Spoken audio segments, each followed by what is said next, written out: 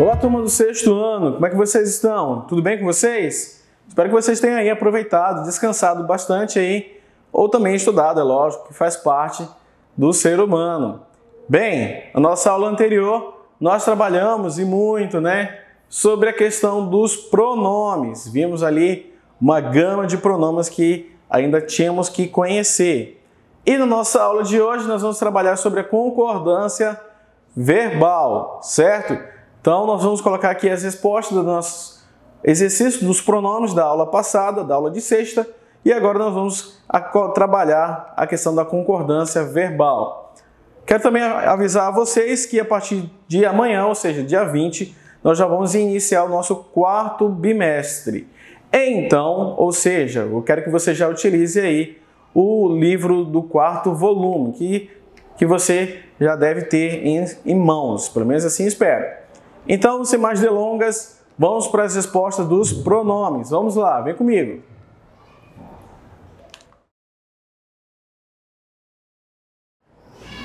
Aí a número 1 faz a seguinte pergunta. A palavra isso faz referência a que situação antecedente do trecho?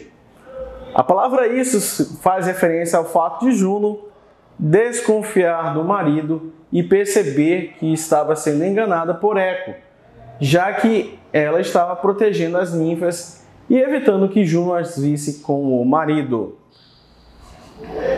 Aí o número 2, o termo estas se refere a uma fala subsequente no trecho. Que fala é essa? O termo faz referência à seguinte fala de Juno: só conservarás o uso dessa língua com que me iludiste para uma coisa de que gostas tanto. Responder: continuarás a dizer a última palavra, mas não poderás falar em primeiro lugar. As palavras isso e estas são exemplos de pronomes demonstrativos.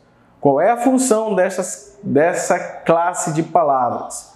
Os pronomes substituem um trecho antecedente ou subsequente em um texto, a fim de situar o leitor no discurso. Aí na número 4, a correta aí é a letra D.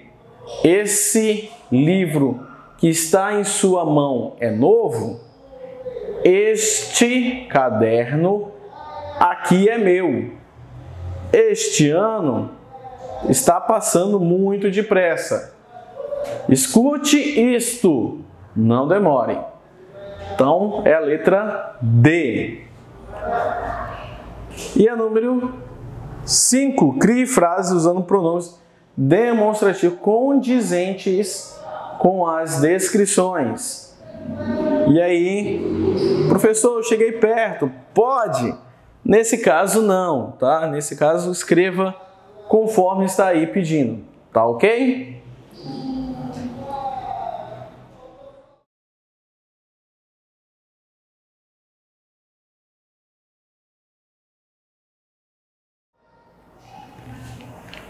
Aí na número 6, aí fica a sequência aí, ó.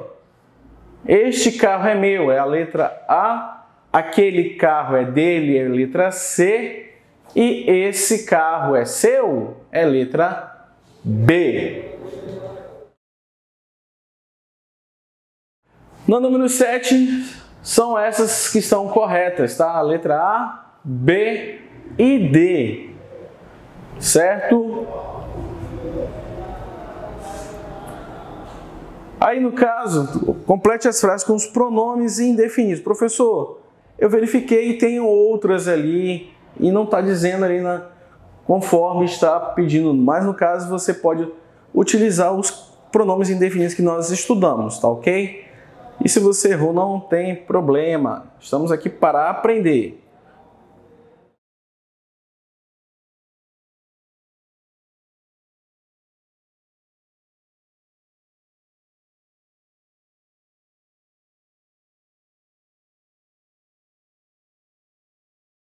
Na número 10, são somente 2 também. Aqui está pedindo assinale X nas frases que apresenta pontuação correta. Por que que não foi assinalado na segunda, gente? Porque o pronome interrogativo ali, ele está como se fosse uma pergunta indireta. Então, ou seja, não teria que ter o ponto de interrogação. Observe lá o quanto está no meio da frase. Lembra lá que nós falamos sobre isso? Quando o pronome interrogativo estiver no meio da frase, se trata de uma pergunta indireta. Então, perguntas indiretas, elas não têm ponto de interrogação. Vai com ponto final, certo? Então, no caso, seria somente quanto tempo ele vai levar para fazer esse trabalho. E o que precisamos saber é o seguinte: quanto tempo ele vai levar para fazer este trabalho? Então, professor, mas o quanto está ali no meio, mas o que está lá no início, lá, certo? Então, é como se juntasse duas perguntas, mas no caso ela inicia ali com um pronome interrogativo. Número 11 é pessoal, tá?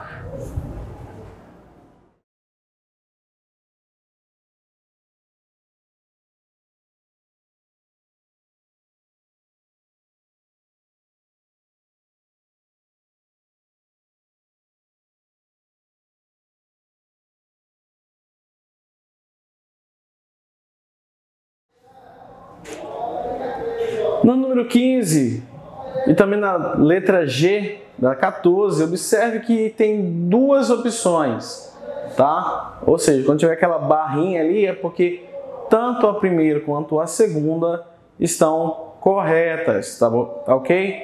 Então, se no caso ali, no número 15, a letra A, você colocar ela é uma pessoa na qual ou em quem todos confiam, está correto, tá ok? O mesmo vale para as demais respostas. Ali, ó, também na letra D, está dizendo a mesma coisa. Gosto muito de Belo Horizonte, cidade em que ou onde nasci. Certo? Você pode escolher qualquer uma das duas, estará correta.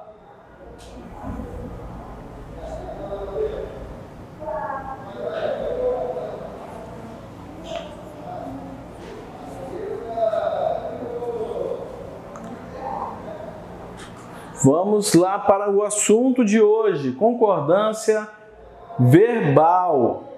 O vínculo entre o sujeito e o verbo é expresso pela relação de concordância, em que o verbo necessariamente é flexionado de modo a acompanhar o número e a pessoa do sujeito, estando ele expresso ou subentendido. Desse modo, na oração assume-se o vínculo entre o sujeito e a ação que realiza ou sofre, além de situar esse sujeito em relação ao tempo da ação indicado pelo verbo. Vamos aí o exemplo. Nós fomos ao clube naquela tarde. Observe lá o sujeito, nós, que é a primeira pessoa do plural, o verbo, que é o verbo ir, certo? E ali está também na primeira pessoa do plural, certo? Pelo amor de Deus, gente, não diga nós fomos, tá ok? Não diga isso, por favor. Vamos continuar. Portanto, as regras de concordância verbal podem ser organizadas de acordo com os tipos de sujeito da oração. Vamos lá, a concordância com o sujeito simples. Como regra geral, o verbo sempre concorda com o sujeito simples. Aí no item 2, nos casos em que o sujeito é uma expressão partitiva, ou seja, parte de, o resto de, a metade de, uma porção de, tudo que em relação como se fosse partes, certo? O verbo pode estar tanto no singular quanto no plural, certo? Isso no caso de partitiva, ou seja, questões de partes, certo? Observe aí, parte dos estudantes foi ou foram a favor da proposta, certo? Lembra lá que eu citei agora há pouco, na questão quando tiver uma barra, como você está observando aí, tanto um como o outro estão corretos. Uma porção de cachorros atravessou ou atravessaram a rua, certo? Continuando no item 3. Quando expressões numéricas ocupam o lugar de sujeito, o verbo concorda com o valor indicado nesse termo. Assim, quando o valor é igual ou maior que o numeral 2, o verbo é flexionado no plural, certo? Observe aí, 11% concordam com a proposta. No caso, você tem que se ligar nisso. Passou é igual a 2 ou maior do que 2, tem que ir para o plural, o verbo, certo? Observe no outro exemplo. 88% discordam da proposta. Então, está aí, no caso, grifado, para que você observe aí. Grifado não, melhor. Está em negrito. Está bem mais em destaque aí os verbos. Se for igual a 1, entre 1 e 2, ou ainda uma fração de 1, o verbo permanece no singular. Observe aí, 1% não participou da votação.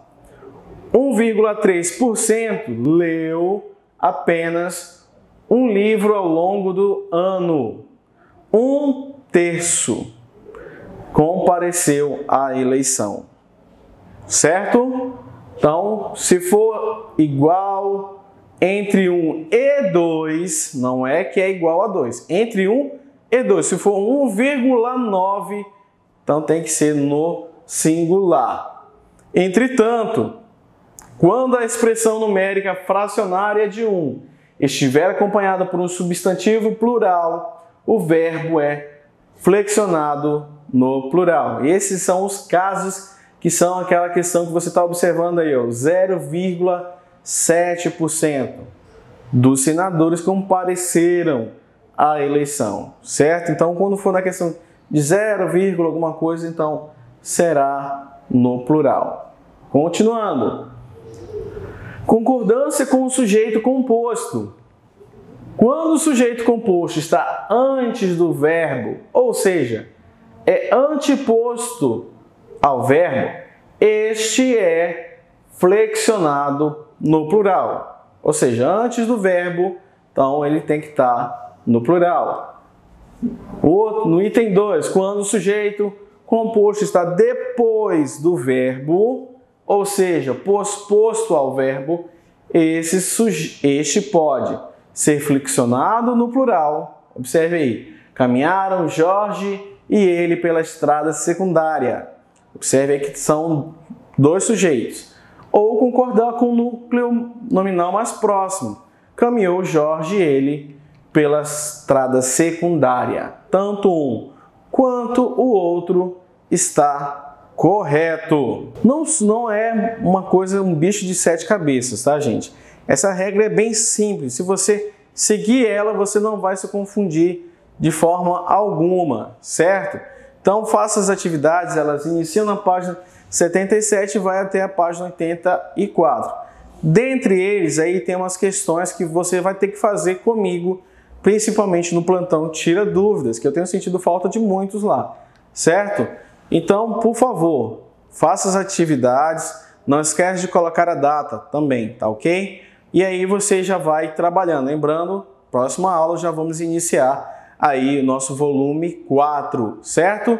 E aí já para a próxima aula eu quero que você já faça essa pesquisa sobre a questão dos textos instrucionais. O que são, quais modelos, e aí também estão perguntando quais são as funções dos textos instrucionais. Faça essa pesquisa, tá? Para a gente já ir antecipando o nosso próximo assunto da nossa próxima aula, certo? Vamos para a mensagem para nós finalizarmos? Vamos lá? Mensagem que vem de Eleanor Roosevelt, uma ex-primeira-dama americana. Diz assim: lembre-se que ninguém pode fazer você se sentir inferior sem o seu consentimento, certo? Então é isso, turma. Vamos finalizando. Boa segunda para vocês e até a próxima. Tchau, tchau.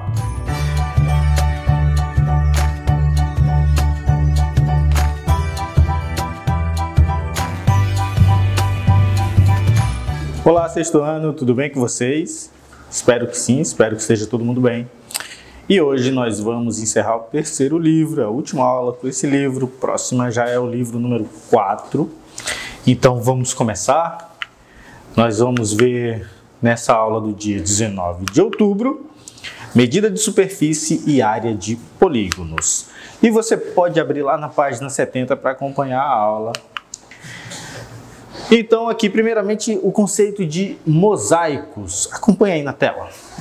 Mosaicos são composições de pequenas formas que, quando compostas, formam uma imagem. Podemos encontrá-las nos azulejos, calçamento de rua, artesanato e obras de arte. Aí a gente vê uma espiral, um tabuleiro, uma escadaria. E o conceito de preencher a superfície, né? Que é o que o azulejo faz, né? É o que ele faz para criar o mosaico. Ele preenche a superfície, ele pavimenta a superfície. E medir uma superfície significa atribuir a ela um número por meio da comparação com outra superfície tomada como unidade de medida. Para isso, escolhemos essa unidade e determinamos o número de vezes que ela cabe na superfície considerada. A gente vai ver esse conceito lá na frente. É um pouquinho complicadinho, mas nada mais é do que dizer que o metro quadrado mede o solo em metros, que o centímetro quadrado mede uma página em centímetros e por aí vai. A gente vai ver de um jeito mais simples lá na frente. Lá na página 72, né, ele fala do sistema métrico decimal, em que a unidade da superfície é o metro quadrado, cujo símbolo é esse M com um doisinho lá em cima. E o que é o metro quadrado? Nada mais é do que um quadrado, por isso que é metro quadrado, é um quadrado de lado 1 e base 1. Então, ele é metro quadrado por isso. 1 vezes 1 é 1, né? 1 ao quadrado é 1. Então, o metro quadrado é um quadrado de lado 1.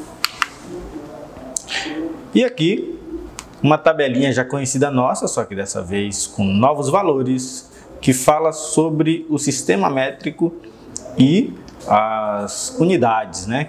A unidade base é o metro quadrado, tá aí a unidade padrão de medida. Ele tem seus múltiplos e submúltiplos. À esquerda, os múltiplos quilômetro, hectômetro e decâmetro quadrado, que equivalem a, respectivamente, 1 milhão de quilômetros quadrados, aliás, 1 milhão de metros quadrados, o quilômetro quadrado, o hectômetro, 10.000 metros quadrados e o decâmetro, 100 metros quadrados. Ao calcularmos os submúltiplos do metro quadrado, o decímetro quadrado, o decímetro sem ser quadrado, ele era 1/10 do metro. Agora ele é 1% do metro quadrado, né? O decímetro em relação ao metro é 1/10. O decímetro quadrado em relação ao metro quadrado é 1% dele, né? 0,01, 1 centésimo. E o centímetro quadrado, ele é 0,001. O milímetro quadrado é 1 milionésimo. Desconsidere as duas partes, olha o que está no livro aí, tá bom? Ainda, lá na página 72, né, nós vemos que o decâmetro quadrado são 100 metros quadrados, o hectômetro 10.000 metros quadrados, o quilômetro 1 milhão de metros quadrados. E para medir a medida menor, um decímetro é 0,1 metro quadrado, o centímetro quadrado vai ser 0,0001 metro quadrado e o milímetro vai ser 1 milionésimo do metro quadrado. Tá aí no seu livro, qualquer coisa pode fazer nova referência, tá? Nova conferência, perdão. E o conceito de medida de superfície, agora com as escalas, né? Você percebe que para sair do metro quadrado e andar pelas unidades maiores, você divide por 100. E para sair do metro quadrado e ir para as unidades menores, cada unidade, né, há uma multiplicação por 100. Para a esquerda divide, para a direita multiplica por 100. E aí embaixo a gente vê que se você pular as 3 casas seguintes, né? Para a esquerda divide por 1 milhão e para a direita multiplica por 1 milhão. E agora vamos a exercício. Então, gente, primeiramente o exercício, um exercício proposto, coloquei aqui porque é semelhante ao assunto anterior. Nele pede 0,75 km². Então, a gente, para sair do quilômetro quadrado, para chegar ao centímetro, a gente vai ter que fazer esse caminho todo. Mas, para ficar um pouquinho mais fácil, vamos só andar essas 3 casas e multiplicar por 1 milhão. Então, o 0,75 multiplicado por 1 milhão dá 750 mil, né? Você coloca essa vírgula, vai andar 6 casas. E aí depois a gente pula 100 e 100. Então a gente acrescenta 4 zeros. Lembra que multiplicar por 100 é acrescentar 2 zeros. Multiplicar por 100 2 vezes é acrescentar 2 e 2. Então os 750 mil fica no total de 7 bilhões e 500 milhões. Tranquilo? Qualquer coisa, faça aí na munheca para conferir. Eu não vou fazer isso porque é um exercício de multiplicação, a gente já estudou isso, tá? Então não vou colocar o cálculo da multiplicação. Já no 534 mil milímetros quadrados, ele quer saber quanto é em decâmetros quadrados. Então, lá do milímetro quadrado, primeiro a gente chega aqui no metro, dividindo por 1 milhão, e depois a gente pula e vai lá para o decâmetro. Então, para dividir esse número por 1 milhão, a vírgula vai andar para cá 1000 de novo, já deu 1 milhão. Então, ao dividir por 1 milhão, fica 0,534. Só que aí divide por 100, ou seja, 0,534 com 2 zeros entre a vírgula e o 534, ficando dessa forma. 0, aí o 100, né, daquela última partezinha, 0,00534. E agora vamos para a área de polígonos. Abra na página 75 para dar continuidade. E lá a gente vê de novo, vamos usar o conceito de área que foi visto agora há pouco para medir superfícies poligonais. Acompanhe na tela. Uma das maneiras de calcular a área do retângulo é verificar quantas vezes a área de uma região quadrada, cujo lado é 1 centímetro, cabe dentro dele. É aquele conceitozinho que eu falei agora há pouco, que estava num quadrozinho laranja e que também está no seu livro, que eu falei que era complicado para entender pelo texto, e a gente vai ver aqui. Nessa figura, a gente vê que a base dele mede 8 e a altura mede 4. Tem 8 quadradinhos embaixo e 4 quadradinhos empilhados, né? Então, 8 vezes 4, 32. Note que é 1 centímetro quadrado cada quadradinho desse.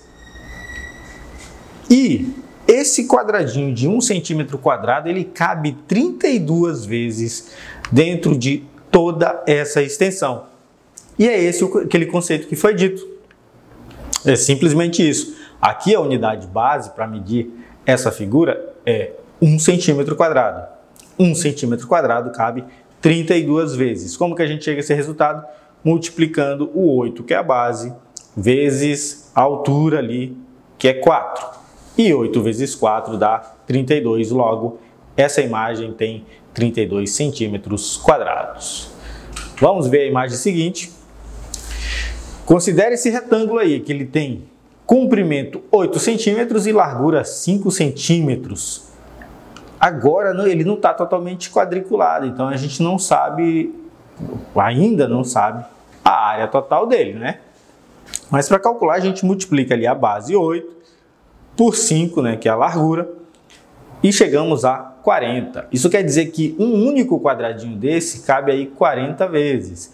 Se prolongarmos todos esses segmentos menores, para deixar ele todo quadriculado, no final ele vai ter 40 quadradinhos desses. Só que não ficou, né? Não foi deixado dessa forma para facilitar para nós, contar quadradinho por quadradinho. Deixou para calcular multiplicando 8 vezes 5, que também não é nada difícil.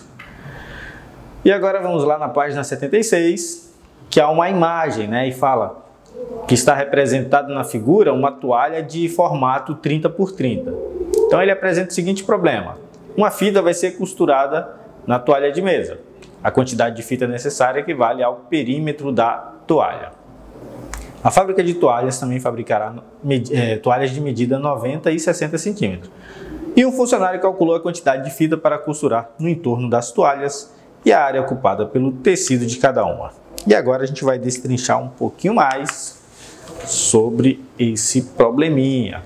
Olha só, a toalha de 30 centímetros, ela vai precisar de 30 centímetros em cima, do lado, embaixo, do outro lado. Então, 30 com 30, 60, com 30, 90, com 30, 120. Então, a toalha de 30 centímetros vai ter 120 centímetros de fita. A toalha de 60 vai precisar de 60 com 60, com 60, com 60. 60 com 60, 120. Com 60, 180. Com mais 60, 240. Então, 240 centímetros de fita para a toalha de 60 centímetros. E a toalha de 90 centímetros vai precisar de 90 por 90 por 90 por 90, 90 com 90, 180 com 90, 270 com 90, 360. Então, que fica mais fácil também multiplicar 4 vezes 90.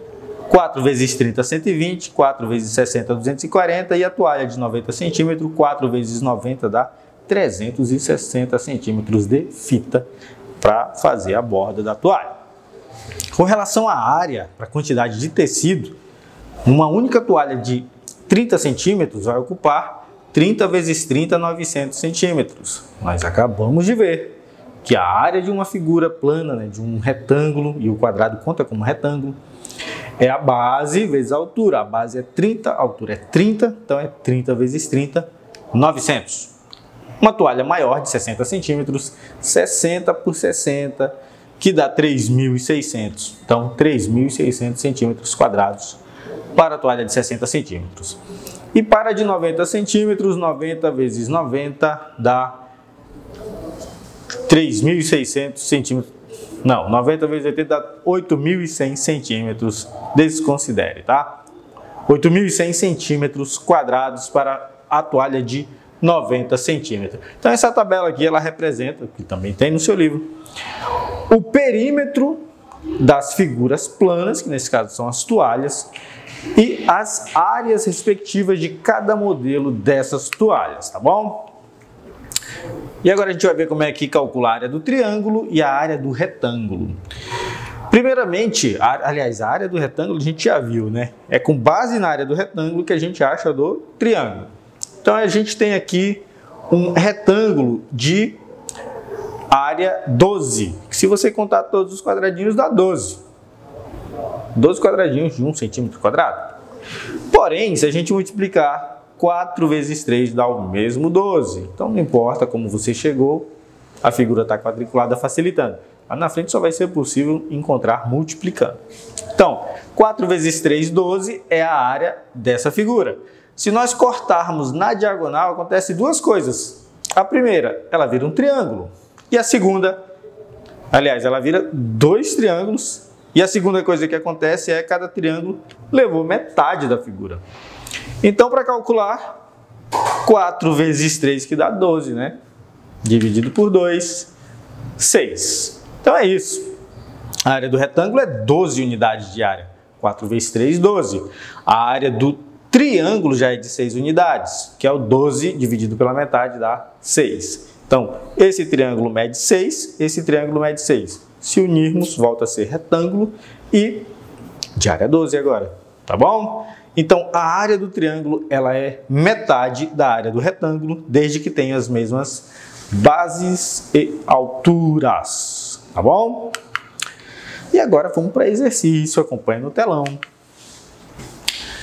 Aqui o exercício proposto, calcule a área dos polígonos abaixo. Então, um retângulo de 10 por 18 e um triângulo de 17 por 12. Então, a área vai ser 10 vezes 18, que dá 180 centímetros quadrados. Para o triângulo, 17 vezes 12, lembrando que é igual ao retângulo, né? Base vezes altura, porém com a divisão por 2. Aí dá 204 por 2 e a resposta é 102 decímetros quadrados, tá bom? Sempre coloque a unidade. No primeiro foi dado em centímetros, resposta é centímetro quadrado. No segundo foi dado em decímetros, resposta decímetro quadrado. E agora, peço que você vá lá nas páginas 74 e 77, é 74 e 77, duas páginas. E depois 79 e 80, lá tem exercícios relativos a essa aula e um pouco de assunto das aulas anteriores. São só 4 páginas, não é muita coisa. Ele é bem facinho, acredito que você não vai ter dificuldade. Então, sexto ano, agradeço a sua participação e até a próxima aula.